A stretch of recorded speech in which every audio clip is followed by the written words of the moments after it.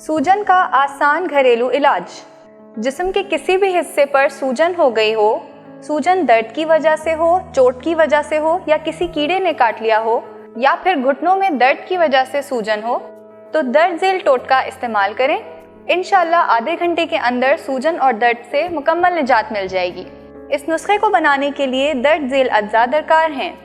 आम के पत्ते 8 से 10 अदद, पिसी हुई फिटकरी 1 चुटकी, हल्दी आधा चाय का चम्मच, सरसों का तेल थोड़ा सा तलने के लिए। बनाने का तरीका, सरसों के तेल को फ्राइंग पैन में डालकर हल्का गरम कर लें। आम के पत्ते शामिल करके मज़ीद गरम करें, इन्हें उबालना नहीं है। फिटकरी और हल्दी शामिल करके चूल्हा बंद करके मिक्स कर लें। पेस्ट तैयार है। लगाने का तरीका, जिस्म के जिस हिस्से पर सूजन है वहाँ ये पेस्ट नीम गरम लगाकर किसी कपड़े की मदद से बांध लें। आधे घंटे के बाद खोल लें। इंशाल्लाह दर्द और सूजन से मुकम्मल निजात मिल जाएगी।